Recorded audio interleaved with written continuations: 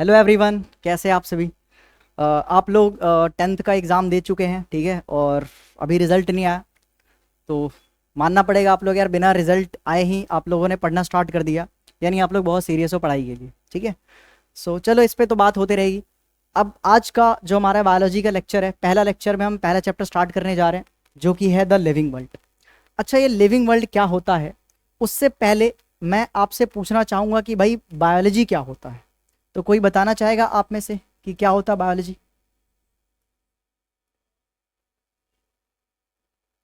कोई है बताने वाला? चलो मैं ही बता दे रहा हूँ। देखो बेटा, जो बायो होता है ना, बायो का मतलब होता है लाइफ, ठीक है।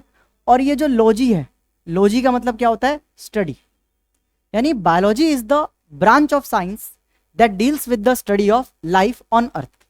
पृथ्वी पे जीवन के जो अध्ययन करते हैं जीवन के बारे में, इसी के स्टडी को हम क्या कहते हैं? बायोलॉजी कहते हैं। सो बेसिकली बायोलॉजी क्या है? It is the it is the study of life on अर्थ। इसी को हम क्या कहते हैं? बायोलॉजी कहते हैं। अच्छा, अगर हम लाइफ की स्टडी कर रहे हैं, इट मीन्स भैया हम लिविंग ऑर्गेनिज्म के बारे में पढ़ रहे हैं, लिविंग ऑर्गेनिजम्स के बारे में पढ़ रहे हैं, ठीक है। अच्छा, ये जो लिविंग ऑर्गेनिजम्स हैं, इसमें कौन कौन आते हैं लिविंग ऑर्गेनिज्म में? तो ज़्यादातर बच्चों को लगता होगा लिविंग ऑर्गेनिज्म में सिर्फ एनिमल्स आते हैं। ऐसा नहीं है। लिविंग ऑर्गेनिज्म में बहुत सारे ऑर्गेनिज्म आते हैं, जैसे कि एनिमल्स तो आते ही आते हैं, साथ साथ प्लांट्स भी लिविंग है। प्लांट्स हो गए, आपके बैक्टीरियाज हो गए। बैक्टीरिया के बारे में हम डिटेल में पढ़ेंगे मोनेरा किंगडम में। मोनेरा किंगडम होता है जिसमें सारे के सारे बैक्टीरिया को क्लासिफाइड करा गया है, जो कि स्टार्टिंग के 4 चैप्टर तो क्लासिफिकेशन के ऊपर ही हैं, बायोलॉजिकल क्लासिफिकेशन। आगे बैक्टीरिया के अलावा कुछ प्रोटोजोआंस होते हैं, ठीक है। प्रोटोजोआंस हो गए, इसको हम पढ़ेंगे प्रोटिस्टा किंगडम में। ये भी लिविंग ऑर्गेनिज्म होते हैं। फंगी, जिसमें मशरूम वगैरह आता है, फंगी भी क्या है? Living organism. ऐसे ही एल्गी, एल्गी भी क्या है बेटा? लिविंग ऑर्गेनिज्म है। आगे चल के एल्गी और प्लांट्स को एक ही किंगडम के अंदर डाला गया। कौन सा? प्लांटी किंगडम के बारे में। तो प्लांट किंगडम में डिटेल में हम पढ़ने वाले। अभी तो हमने देखा कि बायोलॉजी क्या होता है। सो बेसिकली बायोलॉजी लाइफ की स्टडी है अर्थ पे, इसी को हम क्या कहते हैं? बायोलॉजी कहते हैं, ठीक है। और बेसिकली हम लिविंग ऑर्गेनिज्म स्टडी कर रहे हैं, यानी कि हम animals, plants, bacteria, protozoas, fungi, algae, इन सब के बारे में पढ़ेंगे। अच्छा, बायोलॉजी का एक ब्रांच होता है जिसको हम कहते हैं जूलॉजी, ठीक है। ये जूलॉजी में क्या होता है बेटा? जू मतलब होता है एनिमल्स। बेसिकली जब हम एनिमल्स की स्टडी करते हैं, उसको हम क्या कहते हैं? जूलॉजी कहते हैं। अच्छा, ये जो प्लांट है, प्लांट के स्टडी करने को हम कहते हैं या तो बोटेनोलॉजी कहते हैं, बोटेनोलॉजी, या इसको शॉर्ट में अपन लोग बोटनी कहते हैं, ठीक है। बाकी बैक्टीरिया, वायरस हो गया, इन सब की स्टडी को माइक्रोबायोलॉजी कहते हैं। बहुत सारे मतलब बायोलॉजी के अंदर भी सब ब्रांचेस हैं, ठीक है। जैसे जेनेटिक्स हो गया, साइटोलॉजी हो गया, हिस्टोलॉजी हो गया। हिस्टोलॉजी में टिश्यू के बारे में पढ़ते हैं। साइटोलॉजी में किसके बारे में पढ़ते हैं? हम सेल्स के बारे में पढ़ते हैं। जेनेटिक्स में जीन, इनहेरिटेंस, वेरिएशन, इसके बारे में पढ़ते हैं, ठीक है। चलिए, तो ये सारे सब ब्रांचेस है बायोलॉजी के। बेसिकली हमारा जो चैप्टर है इसका नाम है लिविंग वर्ल्ड। बेसिकली ये स्टार्ट कर रहे हैं लिविंग वर्ल्ड, यानी कि हमारा पूरा फोकस किस पे होगा? लिविंग ऑर्गेनिज्म पे ही होगा, ठीक है। अब लिविंग ऑर्गेनिज्म के कौन कौन से फीचर्स होते हैं उसके बारे में तो हम बाद में बात करेंगे, ठीक है। पहले हम बात करने वाले हैं कि लाइफ क्या होता है। तो लाइफ का एक छोटा सा डेफिनेशन है। सवाल है क्या? What is life? लाइफ का डेफिनेशन क्या है कि भाई लाइफ एक यूनिक कॉम्प्लेक्स ऑर्गेनाइजेशन है मॉलिक्यूल्स का। बहुत सारे मॉलिक्यूल्स आपस में मिलकर के कॉम्प्लेक्स ऑर्गेनाइजेशन शो करते हैं। एक यूनिक, सबसे अलग है भाई, ठीक है। यूनिक कॉम्प्लेक्स ऑर्गेनाइजेशन शो करते हैं जो अपने आप को एक्सप्रेस करते हैं किसके द्वारा? केमिकल रिएक्शंस के द्वारा, जिसको हम आगे चल के पढ़ेंगे मेटाबॉलिज्म भी कहते हैं, ठीक है। तो अपने आप को एक्सप्रेस करते हैं केमिकल रिएक्शंस के द्वारा, और इसी केमिकल रिएक्शंस, इसी मेटाबॉलिज्म के कारण क्या होते हैं? ग्रोथ होते हैं, डेवलपमेंट होता है, रिस्पॉन्सिवनेस यानी कॉन्शियसनेस वगैरह, ठीक है। ये इसके बारे में अपने 10th क्लास में पढ़ा होगा, कंट्रोल एंड कोऑर्डिनेशन में, ठीक है। अच्छा, अडेप्टेशन करते हैं, किसी आसपास के हैबिटेट वातावरण में ढलते हैं, या रिप्रोडक्शन करते हैं। सो बेसिकली ये सारे सारे मतलब एक तरह से सारे प्रोसेस करने के लिए कहीं ना कहीं केमिकल रिएक्शंस हो रहा है, और किसी लिविंग ऑर्गेनिज्म के बॉडी में जो केमिकल रिएक्शंस हो रहा होता है उसी को हम क्या कहते हैं, मेटाबॉलिज्म कहते हैं। ठीक है, सो लिविंग ऑर्गेनिज्म कैसे एक्सप्रेस करता है अपने आप को, मेटाबॉलिज्म के थ्रू, जिसकी वजह से ये सारे प्रोसेस, सारे कैरेक्टरिस्टिक फीचर देखने को मिलते हैं। ठीक है भैया, अच्छी बात है। आगे बात करते हैं व्हाट इज लिविंग ऑर्गेनिज्म। भैया लिविंग ऑर्गेनिज्म क्या होते हैं, तो सुनो, ये जो कैरेक्टरिस्टिक फीचर शो कर रहा है, अगर ये कैरेक्टरिस्टिक फीचर अगर कोई ऑर्गेनिज्म शो कर रहा है या कोई भी थिंग शो कर रहा है, उसको हम क्या कहेंगे, लिविंग ऑर्गेनिज्म कहेंगे। जैसे कि लिविंग ऑर्गेनिज्म हम किसको कह सकते हैं, जो ग्रोथ करता है, ठीक है, जो डाइजेशन करता है, रेस्पिरेशन करता है, ये सारे लाइफ प्रोसेस आप लोग 10th क्लास में पढ़ के आ रहे हैं। रेस्पिरेशन करता है बेटा, एक्सक्रीशन करता है, एक्सक्रीशन करता है। एक्चुअली ये जो सारे प्रोसेस है ना, ये सब मेटाबॉलिज्म के अंदर ही आते हैं, मेटाबॉलिज्म के अंदर आते हैं। जो भी आपने लाइफ प्रोसेस फिजियोलॉजी पढ़ के आए हो, मेटाबॉलिज्म के अंदर ही काउंट होता है। और भी बहुत कुछ है, जैसे प्लांट होगा तो फोटोसिंथेसिस करेगा, ये भी मेटाबॉलिज्म के अंदर आता है भाई। ठीक है, फोटोसिंथेसिस, या ग्रोथ तो हो गया आपका, रिप्रोडक्शन हो गया, रिप्रोडक्शन हो गया, और क्या हो सकता है, कॉन्शियसनेस हो गया बेटा, कॉन्शियसनेस, या इसको क्या कह सकते हो, रिस्पॉन्ड करना। ठीक है, रिस्पॉन्ड करना, ये सब प्रॉपर्टी लिविंग ऑर्गेनिज्म शो कर सकते हैं। बट सवाल है, क्या इनमें से कोई property living organism non living organism show नहीं कर सकता है? तो देखेंगे इस चैप्टर में, क्योंकि स्टार्टिंग के टॉपिक में हमें यही पढ़ना है कि कौन से कैरेक्टरिस्टिक्स डिफाइनिंग प्रॉपर्टी है किसके, लिविंग ऑर्गेनिज्म से, के कौन से डिफाइनिंग नहीं है। तो बेसिकली यही सब चीज पढ़ना है। ठीक है, अभी बात करते हैं लिविंग ऑर्गेनिज्म क्या है। तो living organism basically self replicating होते हैं। सेल्फ रेप्लिकेटिंग मतलब जो हमारे बॉडी में सेल्स हैं वो खुद से रेप्लिकेट करते हैं। 1 से 2 सेल बन गया, 2 से 4 सेल बन गया। जो इवन हमारे सेल के अंदर डीएनए है बेटा, ठीक है, डीएनए भी तो अपना कॉपी बनाते हैं, इसी को हम क्या कहते हैं, रेप्लिकेशन। तो लाइफ देखा जाए तो अपने आप को सेल्फ रेप्लिकेटिंग है। रेप्लिकेशन यहाँ पे सेलुलर लेवल में देखा है तो सेल का रेप्लिकेशन हो रहा है, मॉलिक्यूलर लेवल में डीएनए का रेप्लिकेशन हो रहा है। अगर पूरा होल इंडिविजुअल की बात करें तो हमारा भी रेप्लिकेशन हो रहा है, किसके, रिप्रोडक्शन के थ्रू। हम अपनी कॉपीज बनाते हैं, कॉपीज, कार्बन कॉपी तो नहीं कह सकते हैं, हाँ कार्बन कॉपी बनता है किसमें, असेक्सुअल रिप्रोडक्शन बनता है, बट सेक्सुअल रिप्रोडक्शन में वेरिएशन जनरेट होता है, यानी ऑप्शन वगैरह बनाते हैं। चलिए, हम इवॉल्विंग होते हैं, जैसे हम लोग बंदर थे, चिंपैंजी थे, ठीक है, अब हम लोग इंसान बन गए, तो इवोल्यूशन होता है, यानी सेल्फ रेप्लिकेटिंग, इवॉल्विंग, और क्या होता है बेटा, सेल्फ रेगुलेटिंग इंटरेक्टिव सिस्टम है, जो कैपेबल होता है रिस्पॉन्डिंग टू एक्सटर्नल स्टिमुलाई। हम बेटा एक तरह से सेल्फ रेगुलेटिंग है, जो भी मेटाबॉलिज्म है वो अपने आप से रेगुलेट हो रहा है। हम थोड़ी कंट्रोल करें कि भाई हार्ट बीट रुक जा, अब शुगर का डाइजेशन कर, स्टार्च का बाद में करियो, या प्रोटीन का बाद में करो, ये सब सेल्फ रेगुलेट हो रहा है एक तरह से। तो हम self replicating, evolving, self regulating mechanism है। ठीक है, मतलब क्या कहते हैं, सेल्फ रेगुलेटिंग है, इंटरेक्टिव सिस्टम है, जो क्या क्या कर सकता है, जो कर सकता है, रिस्पॉन्ड कर सकते हैं एक्सटर्नल स्टिमुलाई। अब ये एक्सटर्नल स्टिमुलाई क्या होता है, जो भी एनवायरमेंट में चेंजेस आते हैं उसको हम क्या कहते हैं, एक्सटर्नल स्टिमुलाई कहते हैं। अब जैसे कि जो भी चेंजेस आ रहा है एनवायरमेंट में, तुम्हारा लाइट हो सकता है, ठीक है, हीट हो सकता है, टेम्परेचर हो सकता है, बेसिकली जो भी एक्सटर्नल में होने वाले चेंजेस होते हैं उन सबको हम क्या कहते हैं, एक्सटर्नल एनवायरमेंट में होने वाले जो भी चेंजेस हैं उन सबको क्या कहते हैं, स्टिमुलाई। और लिविंग ऑर्गेनिज्म की एक कैरेक्टरिस्टिक फीचर है कि जो भी चेंजेस होता है उसके प्रति क्या करते हैं, हम रिस्पॉन्ड करते हैं। जैसे मैं बोल रहा हूं तो तुम सुन रहे हो, तो तुम्हारा सुनना क्या है, रिस्पॉन्ड है। ठीक है, चाटे पड़ते हैं तो दर्द होता है, ये क्या है बेटा, रिस्पॉन्ड है। हम मेडिसिन खाते हैं तो उससे हम ठीक हो जाते हैं, ठीक है, वो क्या है बेटा, हमारा बॉडी का रिस्पॉन्ड है मेडिसिन के प्रति। तो ये भी स्टिमुलाई है, बट क्या है, एक्सटर्नल वाला नहीं, मेडिसिन इंटरनल स्टिमुलाई हो गया, अंदर में चेंजेस हो रहे बेटा। ठीक है, तो बेसिकली लिविंग ऑर्गेनिज्म क्या कर सकते हैं बेटा, रिस्पॉन्ड कर सकते हैं, रेप्लिकेट कर सकते हैं, इवॉल्व हो सकते हैं। ठीक है, तो ये था लिविंग ऑर्गेनिज्म का डेफिनेशन। ऑल्दो इस चैप्टर में मैं हर साल डेफिनेशन लास्ट में करवाता हूं, बट मैंने पहले करवा दिया, कोई बात नहीं, समझ में आ गया तो हम कैरेक्टरिस्टिक फीचर भी समझ सकते हैं, कोई बड़ी बात नहीं है। अब जो हमारा टॉपिक स्टार्ट हो रहा है वो क्या है, प्रॉपर्टीज ऑफ लिविंग ऑर्गेनिज्म। जो बेटा लिविंग ऑर्गेनिज्म होते हैं उनके क्या क्या प्रॉपर्टीज होते हैं। तो भाई लिविंग ऑर्गेनिज्म को इमेजिन करते ही हमारे दिमाग में क्या आता है कि कोई चीज मोशन कर रहा है, मूवमेंट कर रहा है, तो लिविंग ऑर्गेनिज्म है। ठीक है, अच्छा, या ग्रोथ हो रही है तो लिविंग ऑर्गेनिज्म है, रेस्पिरेशन कर रहा है, लिविंग ऑर्गेनिज्म है। तो there is so many feature जिससे हम लिविंग ऑर्गेनिज्म और नॉन लिविंग थिंग्स, मतलब नॉन लिविंग थिंग्स और लिविंग थिंग्स में क्या करते हैं बेटा, डिफरेंशिएट करते हैं। तो किसी फीचर के ऊपर भी तो करते होंगे, किसी प्रॉपर्टीज को लेके करते हैं, उन्हीं प्रॉपर्टीज, उन्हीं फीचर्स के बारे में हम डिस्कशन करने जा रहे हैं। आइए करते हैं। सबसे पहला जो फीचर या प्रॉपर्टी है वो क्या है, ग्रोथ है। फिर हम बात करेंगे किसके बारे में, रिप्रोडक्शन के बारे में। फिर हम बात करेंगे मेटाबॉलिज्म के बारे में। फिर देखेंगे सेलुलर ऑर्गेनाइजेशन, देन देखेंगे कॉन्शियसनेस। और इसमें ये पांचों टॉपिक पढ़ने के साथ साथ हम ये भी पता लगाएंगे कि कौन सा फीचर डिफाइनिंग है, कौन सा फीचर डिफाइनिंग नहीं है। अब ये डिफाइनिंग का मतलब क्या है, डिफाइनिंग का मतलब ये है कि वो सिर्फ लिविंग ऑर्गेनिज्म में ही पाया जाएगा। सबसे पहला टॉपिक है ग्रोथ। ग्रोथ क्या होता है, तो बिल्कुल ग्रोथ वही है जो पहले हम छोटे थे, बड़े हो गए और बड़े होते जा रहे हैं। जैसे प्लांट है, सीड होता है, सीड से प्लांटलेट्स निकलता है, उसके बाद पूरा बड़ा प्लांट बन जाता है, तो यही ग्रोथ है।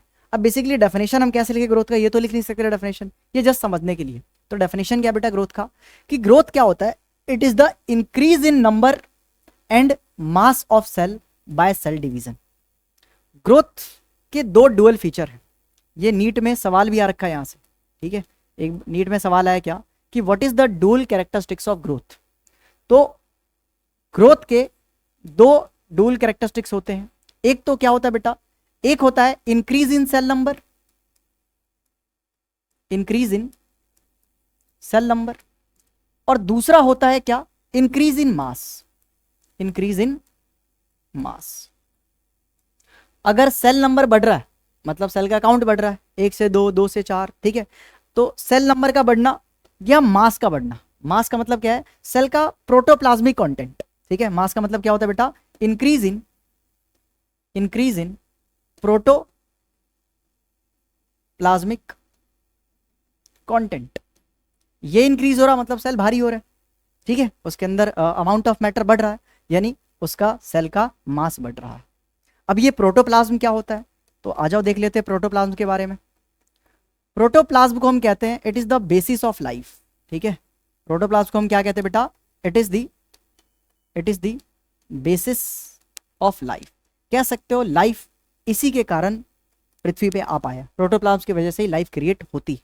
अब ये होता क्या प्रोटोप्लाज्म, तो बेटा सेल के अंदर से सेल वॉल हटा दो, सेल के अंदर से सेल वॉल माइनस कर देते हैं, तो जो भी साइटोप्लाज्म और जो न्यूक्लियोप्लाज्म बचता है, ठीक है, न्यूक्लियोप्लाज्म मतलब न्यूक्लियस के अंदर वाला कंटेंट, साइटोप्लाज्म मतलब सेल के अंदर वाला कंटेंट, उसको हम क्या कहते हैं बेटा, उसी को हम प्रोटोप्लाज्म कहते हैं, ठीक है। सो प्रोटोप्लाज्म क्या होता है, सेल माइनस सेल वॉल। क्या होता है बेटा, सेल माइनस सेल वॉल। चलिए भाई, प्रोटोप्लाज्म के बारे में तो हमें पता चल गया, ठीक है।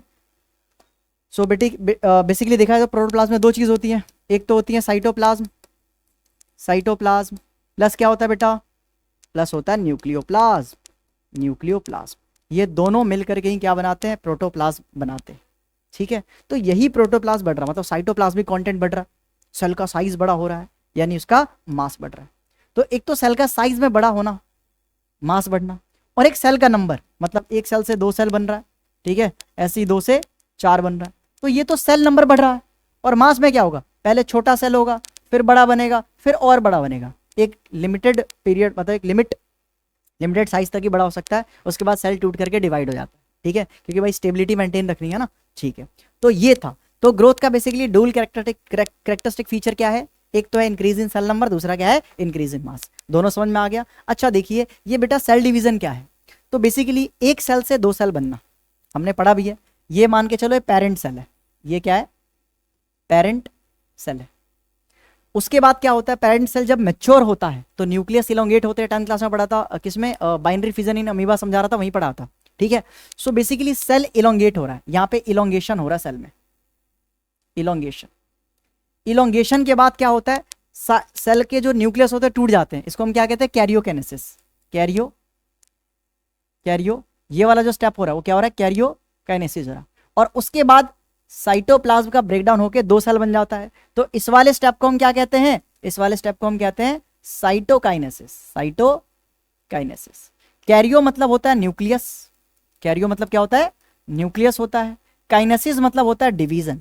तो फर्स्ट स्टेप सेल डिवीजन में क्या होता है, karyokinesis, which is nucleus split होता है 2 पार्ट में। साइटो का मतलब होता है बेटा सेल यानी कि साइटोप्लाज्म, काइनेसिस मतलब डिवीजन, ठीक है। तो लास्ट स्टेप में क्या होता है, साइटोप्लाज्म डिवाइड होकर के 2 सेल में डिस्ट्रीब्यूट हो जाता है, यानी कि 2 सेल बन जाता है। और ये जो 2 सेल बनते हैं इन्हीं को हम क्या कहते हैं, डॉटर सेल कहते हैं, डॉटर सेल। सो बेसिकली ये जिस प्रोसेस से एक पेरेंट सेल डिवाइड हो करके दो डॉटर सेल बनाते हैं, इसी प्रोसेस को हम क्या कहते हैं? सेल डिवीजन कहते हैं। So basically cell division is a process by which cell replicates itself.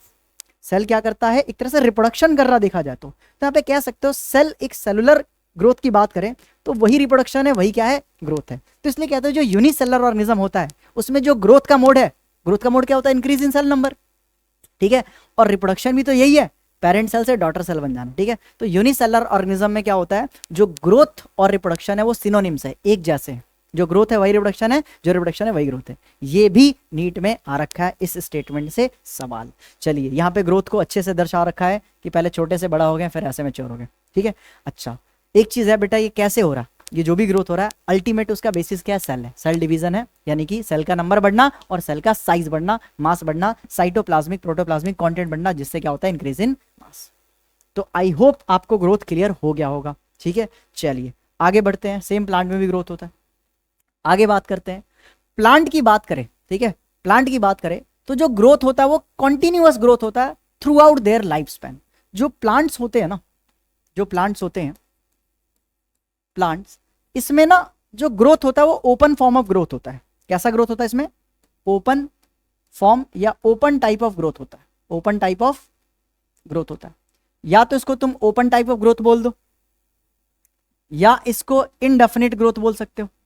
Indefinite मतलब पता ही नहीं चल रहा कब तक ग्रोथ होगा, कब रुकेगा, कुछ डिफाइन ही नहीं है, तो इनडेफिनिट ग्रोथ कहते हैं। या आप इसको क्या कह सकते हो? प्लांट कैसे ग्रोथ शो करते हैं बेटा? कॉन्टिन्यूअस ग्रोथ शो करते हैं, मतलब जब तक जिंदा है प्लांट तब तक वो ग्रोथ करते रहेंगे, ठीक है। क्यों कर पाते हैं? मेरा सवाल ये है, ठीक है।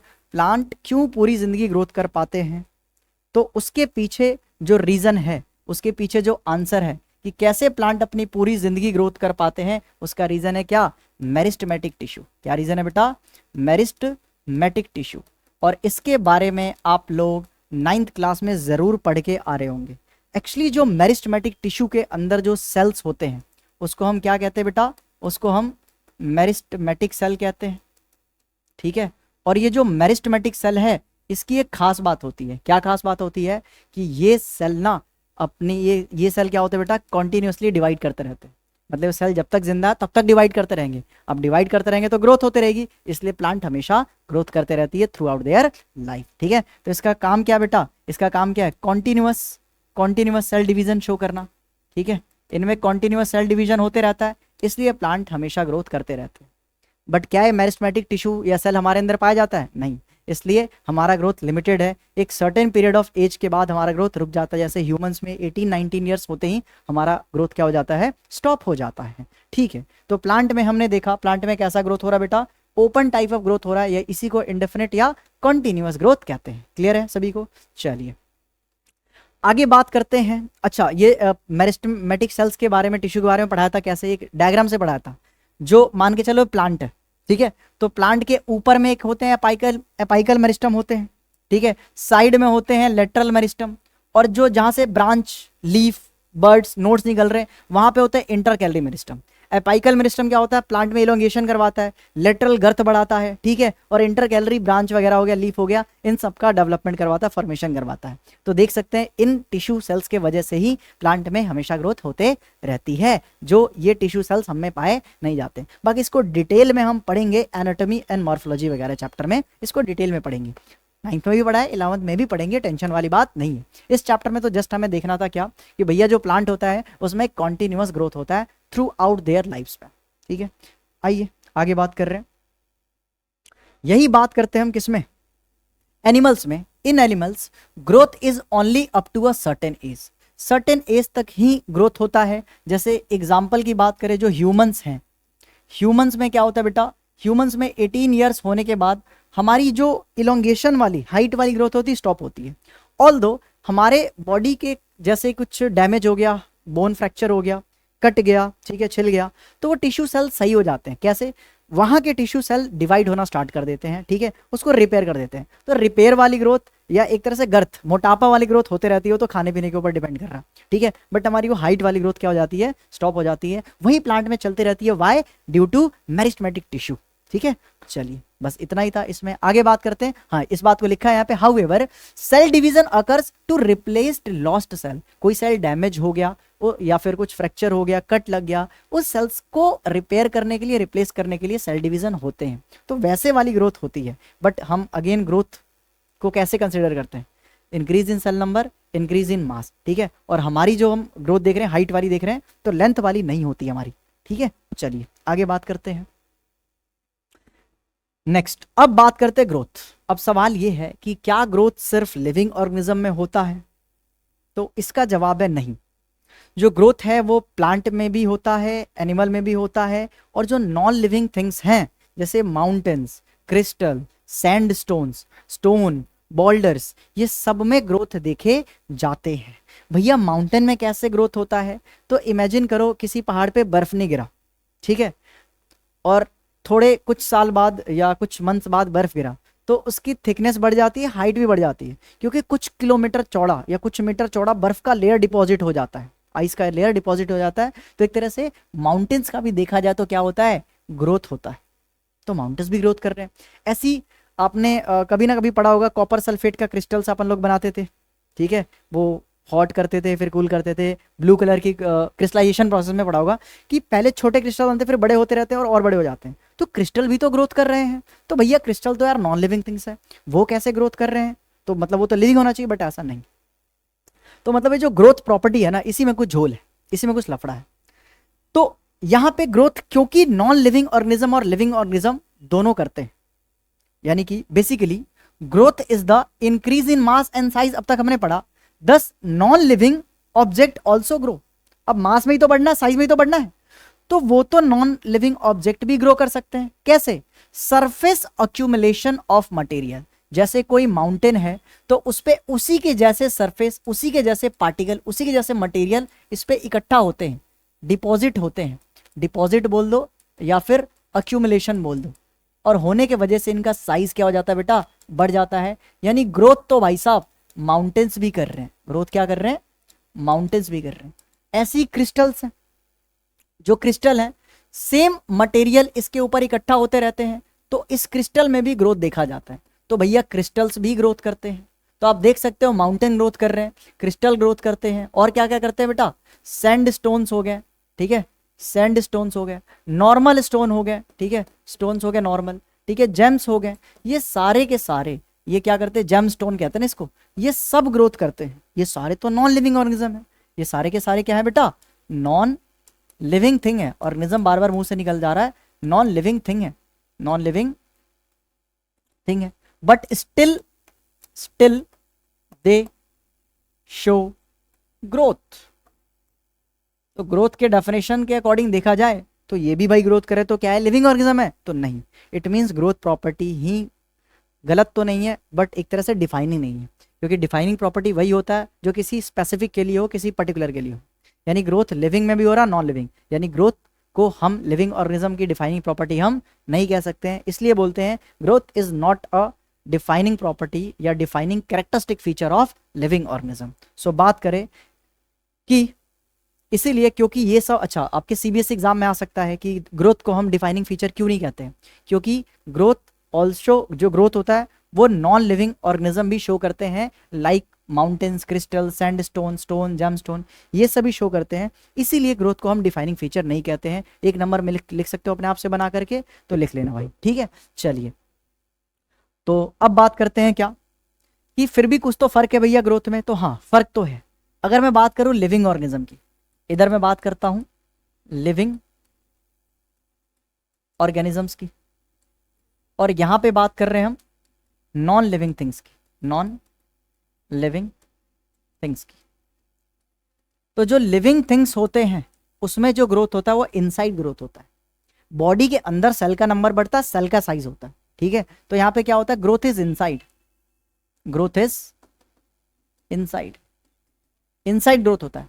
बट वही जो नॉन लिविंग है, बाहर सरफेस पे मटेरियल इकट्ठा होते हैं, यानी आउटसाइड ग्रोथ हो रहा है। तो यहां पे क्या होता है बेटा? ग्रोथ इज आउटसाइड, यहां पे आउटसाइड ग्रोथ है, ठीक है।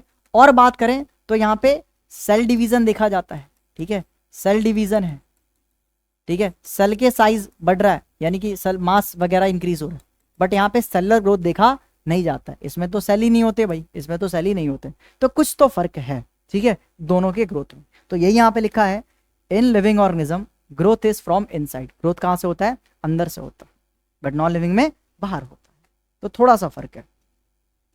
लास्ट में रिप्रोडक्शन शुरू करने से पहले एक लाइन लिखोगे क्या, यहीं पे लिख लो, जो ग्रोथ होते हैं वो कैरेक्टरिस्टिक फीचर नहीं होते हैं। क्यों? क्योंकि non living things like mountains, crystal, sandstone also show growth. तो एक नंबर का रीजन आप लिख सकते हो, तो यहाँ पे नोट डाल के लिख लीजिएगा क्या, growth is not a defining feature या प्रॉपर्टी ऑफ लिविंग ऑर्गेनिज्म का डिफाइनिंग फीचर या कैरेक्टरिस्टिक्स प्रॉपर्टी नहीं है ग्रोथ। क्यों? सवाल पूछा जा सकता है, क्यों नहीं है? Because non living things also show growth like mountains, crystal, sandstone. बहुत बार रिपीट कर चुका हूं, इसको खुद से आंसर में फ्रेम कर लीजिएगा। बढ़ते हैं आगे नेक्स्ट प्रॉपर्टी की तरफ। तो नेक्स्ट प्रॉपर्टी है रिप्रोडक्शन। अब रिप्रोडक्शन क्या होता है भाई, तो रिप्रोडक्शन के बारे में 10th क्लास में आप लोग पढ़ के आ चुके हैं। रिप्रोडक्शन बेसिकली क्या होता है, is the production of progeny having features similar to those of the parents. Reproduction basically क्या है, एक बायोलॉजिकल प्रोसेस है। It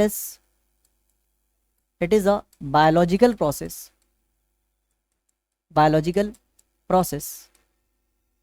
of formation of offspring यानी कि बच्चा, फ्रॉम पेरेंट्स। भैया पेरेंट्स से ऑफस्प्रिंग का बनना, इसी को हम क्या कहते हैं, रिप्रोडक्शन कहते हैं। हाँ, ये तो लिविंग ऑर्गेनिज्म करते हैं रिप्रोडक्शन, ऐसा कोई नॉन लिविंग ऑर्गेनिज्म को देखा नहीं। अब ऐसा थोड़ी बोर्ड का बच्चा हो गया, या ये स्टाइलिस लिया, स्टाइलिस का 2-4 बच्चे हो गए, ठीक है। नॉन लिविंग थिंग्स तो ग्रोथ नहीं करते ना, जो भी ग्रोथ करते हैं लिविंग थिंग्स ही शो करते हैं। तो ये तो बात ठीक है कि नॉन लिविंग थिंग्स, ग्रोथ की बात करो, रिप्रोडक्शन, जो नॉन लिविंग ऑर्गेनिज्म होते, नॉन लिविंग थिंग्स होते, ग्रोथ नहीं करते हैं बट रिप्रोडक्शन नहीं करते, है ना। सो बेसिकली लिविंग ऑर्गेनिज्म ही तो रिप्रोडक्शन करते हैं, तो इसको तो डिफाइनिंग फीचर होना चाहिए, है ना, इसको तो डिफाइनिंग फीचर होना चाहिए, क्योंकि ऐसा कोई नॉन लिविंग थिंग्स देखा नहीं गया जो रिप्रोडक्शन करता हो, तो इसको तो डिफाइनिंग फीचर मानना चाहिए। क्या लगता है, मानना चाहिए? नहीं, इसको भी नहीं मानना चाहिए। क्यों? अभी आगे बताऊंगा। अच्छा, ऑर्गेनिज्म की बात करें तो रिप्रोड्यूस सेक्सुअली, जो हमारे ऑर्गेनिज्म है वो सेक्सुअली रिप्रोडक्शन भी कर सकते हैं और असेक्सुअल रिप्रोडक्शन भी कर सकते हैं बेसिकली। अब डिफरेंस तो आपको मैंने 10th क्लास में बता चुका हूं मैं, या 10th क्लास में हम लोग पढ़ चुके होंगे। बेसिकली असेक्सुअल रिप्रोडक्शन में क्या होता है, सिंगल पेरेंट इन्वॉल्व होते हैं। सेक्सुअल में क्या होता है, डबल पेरेंट, यानी कि क्या होते हैं बेटा, 2 पेरेंट्स इन्वॉल्व होते हैं। असेक्सुअल रिप्रोडक्शन में गैमीट्स नहीं बनते हैं, सेक्सुअल रिप्रोडक्शन में सेक्स सेल्स यानी गैमीट्स बनते हैं। इसमें फ्यूजन फर्टिलाइजेशन नहीं होता, सेक्सुअल में फ्यूजन फर्टिलाइजेशन होता है। इसमें ज़ायगोट बनते, इसमें ज़ायगोट नहीं बनते। सेक्सुअल रिप्रोडक्शन में वेरिएशन होता है, इसमें वेरिएशन नहीं होता या बहुत कम होता है, ठीक है। तो ये सब अंतर हम लोग 10th क्लास में पढ़ के आ चुके हैं। चलिए अब बात करते हैं रिप्रोडक्शन इन बैक्टीरिया।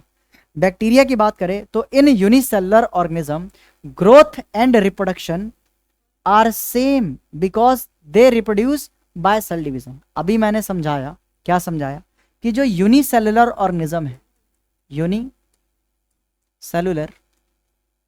ऑर्गेनिजम्स जो है बेटा, ठीक है, जैसे कि मान के चलो अमीबा हो गया, ठीक है, amoeba is a basically unicellular organism.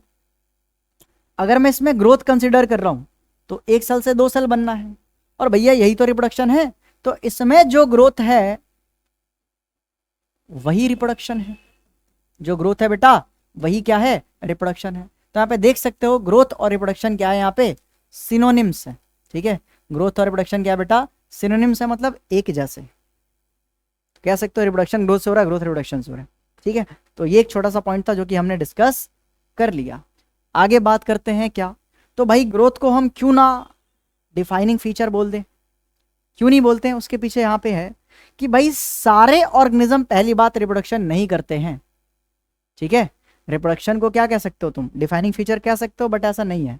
क्यों नहीं कह सकते हैं हम रिप्रोडक्शन को डिफाइनिंग फीचर, क्योंकि माना कि नॉन लिविंग ऑर्गेनिज्म रिप्रोडक्शन नहीं करते हैं, मतलब नॉन लिविंग थिंग्स रिप्रोडक्शन नहीं करते हैं, बट सारे ऑर्गेनिज्म भी रिप्रोडक्शन नहीं करते। जैसे कि many organism do not reproduce, example mules, जो खच्चर होते हैं वो स्टेराइल होते हैं। जो खच्चर हो गए हैं या जो वर्कर बीज हो गए हैं, ये दोनों के दोनों क्या होते हैं बेटा जी, स्टेराइल होते हैं। स्टेराइल का मतलब क्या होता है, incapable of reproduction, incapable of reproduction, ये रिप्रोडक्शन नहीं कर सकते हैं। ऐसे बहुत सारे ह्यूमन कपल होते हैं जो क्या होते हैं, इनफर्टाइल्स होते हैं, बच्चा पैदा नहीं कर पाते हैं। इनफर्टाइल भी मतलब क्या है, इनकैपेबल ऑफ रिप्रोडक्शन, बच्चा पैदा नहीं कर पा रहे। तो क्या हम उसको नॉन लिविंग थिंग्स बोल देंगे? नहीं ना, है तो लिविंग थिंग्स ही, भले ही वो रिप्रोडक्शन नहीं कर रहे हैं। तो क्योंकि सारे लिविंग ऑर्गेनिज्म रिप्रोडक्शन नहीं कर पाते, जो साधु होते हैं, ठीक है, बहुत सारे लोग शादी नहीं करते, तो क्या लिविंग ऑर्गेनिज्म नहीं है? वो भी तो है ना, बट रिप्रोडक्शन नहीं कर रहे हैं वो, ठीक है। सो इस सेंटेंस को या इस एग्जाम्पल को मत देखते हुए, ध्यान में रखते हुए, हम रिप्रोडक्शन को कैरेक्टरिस्टिक फीचर नहीं कह सकते हैं, because all living organism do not show क्या, रिप्रोडक्शन, या सारे लिविंग ऑर्गेनिज्म बच्चा पैदा नहीं करते हैं। इसीलिए बेटा क्या लिखोगे, इसीलिए reproduction is not a defining feature या property of living organism. Living organism का रिप्रोडक्शन भी डिफाइनिंग फीचर नहीं है, क्योंकि सारे रिप्रोडक्शन नहीं करते, ठीक है। चलिए आगे बढ़ते हैं। क्यों नहीं करते, एग्जांपल दे दोगे? Because many organism like mules, worker bees, infertile human couples can not produce, still they are living organism, that's why reproduction is not a defining property of living organism. Next slide में पढ़ रहे हैं metabolism. हाँ, metabolism क्या होता है भाई? तो पहले मेटाबॉलिज्म का डेफिनेशन देखते हैं। Metabolism basically it is the sum total of all biochemical reactions. Bio मतलब जो लिविंग ऑर्गेनिज्म के बॉडी में हो रही है, लिविंग है, तो all biochemical reactions taking place inside a living system. Living system यानी कि सेल हो गया या कोई बॉडी हो गया, लिविंग बॉडी हो गया, ठीक है। उसके अंदर जो बायोकेमिकल रिएक्शंस होते हैं उसी को हम क्या कहते हैं बेटा, उसी को हम मेटाबॉलिज्म कहते हैं। यानी किसी लिविंग ऑर्गेनिज्म के बॉडी या सिस्टम यानी कि सेल में होने वाली रिएक्शंस को ही हम क्या कहते हैं, मेटाबॉलिज्म कहते हैं, ठीक है। और ये जो मेटाबॉलिज्म होता है ये डिफाइनिंग फीचर होता है लिविंग ऑर्गेनिज्म का, क्योंकि लिविंग ऑर्गेनिज्म ही तो सेल से बने होते हैं। क्या नॉन लिविंग थिंग्स सेल से बने होते हैं? उनमें क्या सेलुलर ऑर्गेनाइजेशन होता है? नहीं, ठीक है। सो इसलिए क्योंकि इसका कोई एक्सेप्शन नहीं है, नो एक्सेप्शन, ठीक है, कोई एक्सेप्शन नहीं है भाई, इसमें कोई एक्सेप्शन नहीं है, इसलिए मेटाबॉलिज्म को हम क्या कहते हैं, डिफाइनिंग फीचर या डिफाइनिंग प्रॉपर्टी कहते हैं लिविंग ऑर्गेनिजम्स का, ठीक है। चलिए अब थोड़ा मेटाबॉलिज्म का आपको मैं टाइप भी समझाना चाहूँगा। इसके बेसिकली देखा जाए तो दो टाइप्स होते हैं, ठीक है। ऑल्दो आगे चल के जब हम पढ़ेंगे कौन सा चैप्टर, रेस्पिरेशन इन प्लांट्स, तो वहाँ पे मैं इसके 3 टाइप बताऊंगा, बट अभी यहाँ पे 2 टाइप ही पढ़ते हैं। तो 2 टाइप्स के होते हैं मेटाबॉलिज्म। कौन कौन से होते हैं भैया जी? एक तो होते बेटा जी एनाबॉलिक रिएक्शंस, ठीक है, या इसको एनाबॉलिज्म भी कहते हैं। क्या कहते हैं बेटा? या इसको एनाबॉलिज्म कहते हैं।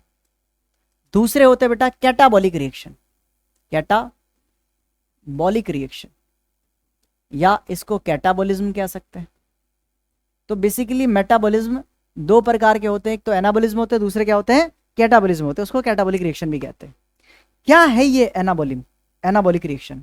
तो बेटा वो केमिकल रिएक्शन जिसमें किसी चीज का फॉर्मेशन होता है, कोई चीज बिल्डअप हो रहा है, बन रहा है, उसे हम एनाबॉलिक रिएक्शन यानी कि एनाबॉलिज्म कहते हैं, ठीक है। तो जो भी बिल्डिंग अप बनाने वाले केमिकल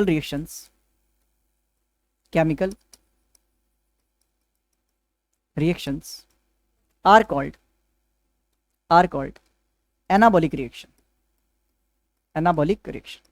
जिसमें कुछ चीज का निर्माण हो रहा है, फॉर्मेशन हो रहा है, बन रहा है, उसको हम क्या कहते हैं, एनाबॉलिक रिएक्शन कहते हैं। इसका बेहतरीन एग्जांपल ये हो सकता है C6H12O6, ठीक है, सॉरी ये तो उल्टा कर दी मैंने। इसका बेहतरीन एग्जांपल है फोटोसिंथेसिस में क्या होता है, कार्बन डाइऑक्साइड प्लस, एक minute, carbon dioxide plus H2O, यानी कि कार्बन डाइऑक्साइड और पानी सनलाइट के प्रेजेंस में और क्लोरोफिल के प्रेजेंस में क्या बनाते हैं, ग्लूकोज यानी कि फूड बनाते हैं, C6H12O6, और साथ में ऑक्सीजन गैस रिलीज हो रहा है। तो क्योंकि यहाँ पे किसी चीज का फॉर्मेशन हो रहा है, मॉलिक्यूल कंपाउंड बन रहा है, इसलिए फोटोसिंथेसिस को हम क्या कहते हैं, एनाबॉलिक रिएक्शन कहते हैं। ठीक है। अच्छा, कैटाबॉलिक रिएक्शन क्या होता है, तो बेसिकली कैटाबॉलिक रिएक्शन में ब्रेकडाउन होता है, चीजें टूटती हैं।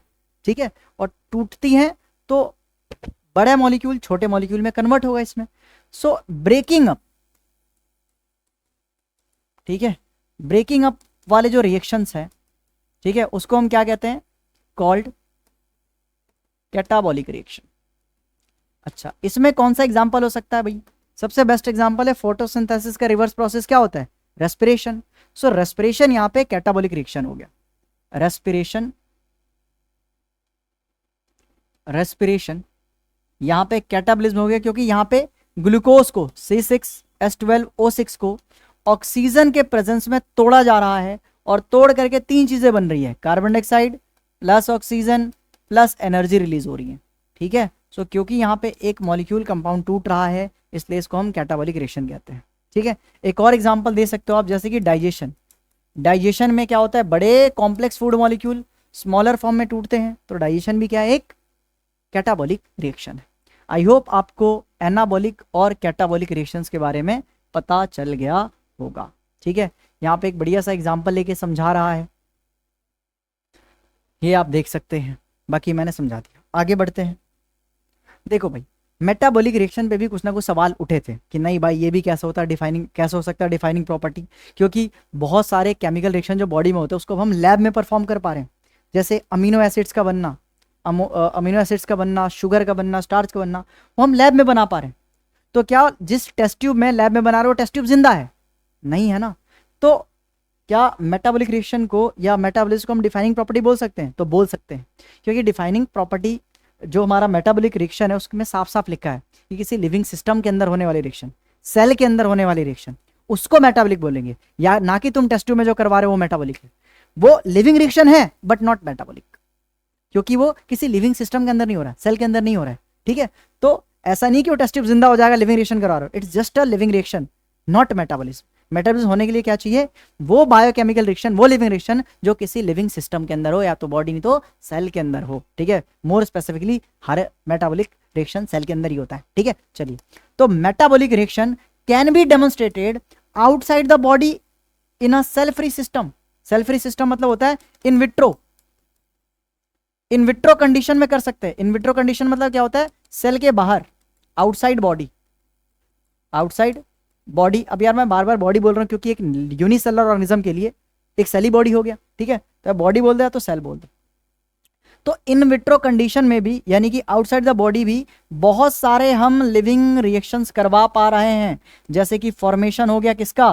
फॉर्मेशन हो गया अमीनो एसिड्स का, अमीनो एसिड्स का फॉर्मेशन हो गया, स्टार्च का फॉर्मेशन हो गया, शुगर का फॉर्मेशन हो गया, बहुत सारे हम पिगमेंट्स का फॉर्मेशन करवा पा रहे हैं। Still they are only living reaction, not metabolism, because they are taking place outside the body, outside the cell, living system के बाहर हो रहा है, इन विट्रो हो रहा है। इन विट्रो मतलब वो लैब में कर रहे हैं बेटा, लैब में कर रहे हैं, टेस्ट ट्यूब के अंदर, टेस्ट ट्यूब के अंदर। चमका नहीं चमका? तो यानी मेटाबॉलिज्म का कोई एक्सेप्शन नहीं है, इसको अभी फेल नहीं करा गया है। ठीक है, और नहीं कर पाएंगे। अच्छा, isolated metabolic reaction in vitro are not, देखो इन विट्रो मतलब लैब में, ठीक है, लैब में हो रहा है, are not living things, living things नहीं है, बट आर लिविंग रिएक्शन, वो जस्ट लिविंग रिएक्शन है, लिविंग थिंग नहीं है। तो मेटाबॉलिज्म को कोई फेल नहीं करा, कोई एक्सेप्शन नहीं है, ये है defining feature of living organism. यानी अब तक हमने पढ़ा ग्रोथ और रिप्रोडक्शन और मेटाबॉलिज्म, जिसमें ग्रोथ रिप्रोडक्शन दोनों ही डिफाइनिंग प्रॉपर्टी नहीं है लिविंग ऑर्गेनिज्म का। कौन सा बेटा? मेटाबॉलिज्म है, क्योंकि इसका कोई एक्सेप्शन, कोई इसका फेलियर नहीं है। चलिए आगे बात करते हैं। Cellular organisation. सेलुलर ऑर्गेनाइजेशन का मतलब क्या होता है? तो भाई साहब, सेलुलर ऑर्गेनाइजेशन का मतलब होता है सेल, सेलर मतलब सेल, सेलर मतलब क्या बेटा? सेल है। ऑर्गेनाइजेशन मतलब यही सेल ऑर्गेनाइज होके कोई लिविंग थिंग्स को, लिविंग ऑर्गेनिज्म को बना रहे हैं। तो सेल्स ही तो लिविंग बॉडी बना रहे हैं, ठीक है, लिविंग बॉडी या लिविंग ऑर्गेनिजम्स को बना रहे हैं, इसको हम सेलुलर ऑर्गेनाइजेशन कहते हैं। यानी कि organism are made up of one और मोर सेल्स, इसी को हम क्या कहते हैं, सेलुलर ऑर्गेनाइजेशन कहते हैं। सेल क्या होता है, it is the defining feature of living organism, क्योंकि हमें पता है कोई नॉन लिविंग थिंग्स सेल से नहीं बना होता है, यानी सेलुलर ऑर्गेनाइजेशन क्या होता है, सिर्फ लिविंग थिंग्स के अंदर ही होता है, नॉन लिविंग थिंग्स के अंदर नहीं होता है। सेलुलर ऑर्गेनाइजेशन को एक तरह से आप और समझ सकते हैं, जैसे कि जो सेल्स होते हैं, जो बेटा सिमिलर सेल्स हैं, आपस में कंबाइन होकर के क्या बनाते हैं, टिश्यू बनाते हैं। यानी सेल्स ही तो ऑर्गेनाइज होकर टिश्यू बना रहा है, इसी को तो सेलुलर ऑर्गेनाइजेशन कह रहे हैं। अच्छा, वो टिश्यू जिसका सिमिलर फंक्शन होता है, structure can be different, but जिसका सिमिलर स्ट्रक्चर है, वो ग्रुप होके क्या बना रहे बेटा, ऑर्गन बना रहे। अच्छा, ऐसे ऑर्गन जिनके सिमिलर फंक्शन होता है, जैसे मान के चलो कोई डाइजेस्टिव सिस्टम का ऑर्गन है, तो सभी का फंक्शन क्या होगा, सिमिलर होगा, तो वो क्या बनाएगा बेटा, ऑर्गन सिस्टम बनाएगा। अच्छा, ऑर्गन सिस्टम बनके पूरी ऑर्गन सिस्टम सारे मिलके क्या बना देते हैं, पूरा ऑर्गेनिज्म बना देते हैं। अब ऑर्गन में क्या आ गया बेटा, स्टमक आ गया, और क्या आ गया बेटा, किडनी मान लो, किडनी हो गया, लंग्स हो गया आपका, ठीक है, हार्ट हो गया, ये सारे के सारे क्या हैं, ऑर्गन है। स्टमक कौन से ऑर्गन सिस्टम में आता है, डाइजेस्टिव सिस्टम में आता है बेटा, डाइजेस्टिव सिस्टम में आता है। अच्छा, किडनी किस में आता है, एक्सक्रीटरी सिस्टम में आता है, तो एक्सक्रीटरी सिस्टम में क्या हो गया, ऑर्गन सिस्टम हो गया। लंग्स किस में आता है, रेस्पिरेटरी सिस्टम में आता है। हार्ट किस में आता है, सर्कुलेटरी सिस्टम में आता है। तो ये सब चीज कहाँ से बन रहा है, किससे बन रहा है, सेल से ही बन रहा है ना, इसलिए सेल को हम क्या कहते हैं, मतलब सेल से ही बन रहा है, इसलिए इसको हम क्या कहते हैं, सेलुलर ऑर्गेनाइजेशन कहते हैं। और क्योंकि सारी लाइफ सेल से बनी है, इसलिए सेल को यूनिट ऑफ लाइफ भी कहा जाता है। मोर एक्यूरेटली कहे तो फंडामेंटल यूनिट ऑफ लाइफ। ये इसको मैं ऐसे ही बताता हूँ, cell is the structural and functional unit of life. Structural बोले तो पूरी बॉडी किससे बन रही है, सेल से बन रही है। बॉडी में काम कौन कर रहा है, मेटाबॉलिक रिएक्शन कौन कर रहा है, सेल कर रहा है, सेल के अंदर ही हो रहा है, इसलिए cell is the structural and functional unit of living organism, चाहे वो एनिमल हो चाहे वो प्लांट हो, क्योंकि एनिमल के अंदर भी सेल पाए जाते हैं, प्लांट के अंदर इवन बैक्टीरिया फंगी सारे ऑर्गेनिज्म के अंदर पाए जाते हैं। क्या वायरस के अंदर सेल पाया जाता है, नहीं, वो असेलुलर फॉर्म ऑफ लाइफ है। अब बात करते हैं किसके बारे में, अब बात कर रहे हैं प्रॉपर्टी ऑफ लिविंग ऑर्गेनिजम्स, ठीक है, लिविंग ऑर्गेनिज्म की प्रॉपर्टी बात कर रहे हैं, और उसमें जो हमारा आज का टॉपिक है वो है कॉन्शियसनेस। अब ये कॉन्शियसनेस का मतलब क्या होता है, तो हमने अब तक कितने प्रॉपर्टीज कर लिए, ग्रोथ करा, रिप्रोडक्शन करा, दोनों ही डिफाइनिंग प्रॉपर्टी नहीं है, फिर मेटाबॉलिज्म करा और सेलुलर ऑर्गेनाइजेशन करा, ये दोनों क्या थे बेटा, डिफाइनिंग प्रॉपर्टी थे। अब हमारे पास लास्ट आया है, वो क्या बेटा, कॉन्शियसनेस। अब कॉन्शियसनेस में दो चीजें आती, पहला तो अवेयर होना, ठीक है, पहला चीज क्या आता है बेटा, पहला अवेयर होना, अवेयरनेस, अवेयरनेस ऑफ सराउंडिंग, ठीक है, अपने सराउंडिंग से अवेयर होना, उसके बारे में पता होना, और दूसरा उसके प्रति रिस्पॉन्ड करना, उसके प्रति क्या करना, रिस्पॉन्ड करना। तो बेटा रिस्पॉन्ड करना, अवेयर होना, इसी दोनों को हम कंबाइंड करके क्या बोलते हैं, कॉन्शियसनेस। अगर आप कॉन्शियस हो, इसका मतलब अपने आसपास से अवेयर हो। जैसे मैंने स्टाइलिश चला के ऐसे मारने का इशारा करा, आप डर गई, आंख ब्लिंक हुआ, तो इसका मतलब क्या, आप अवेयर हो सराउंडिंग से, ठीक है, और आपने रिस्पॉन्ड करा आई को ब्लिंक करके, डर के, तो ये क्या हो गया, रिस्पॉन्डिंग हो गया। तो इसी रिस्पॉन्डिंग और अवेयरनेस को हम क्या कहते हैं, कॉन्शियसनेस कहते हैं। तो आई होप आपको कॉन्शियसनेस समझ में आ गया होगा। चलिए, तो कॉन्शियसनेस क्या होता है, it is the ability of organism to sense their environment, environment को सेंस कर रहे हैं, अवेयर हो रहे, रिस्पॉन्ड कर रहे हैं, समझ रहे हैं, सेंस कर रहे हैं और उसके प्रति रिस्पॉन्ड कर रहे हैं। सेंस मतलब अवेयर हो रहे हैं, रिस्पॉन्ड कर रहे हैं, ठीक है, मतलब कोई भी एक्शन से रिस्पॉन्ड कर सकते हो।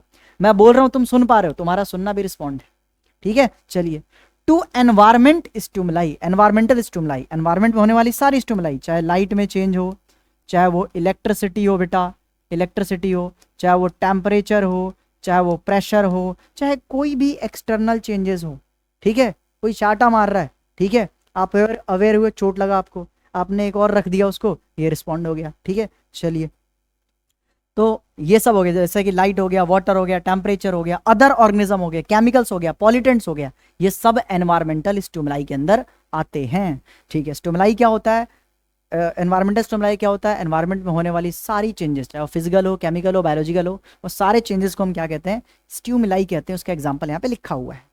अच्छा, all organisms are aware of their surrounding.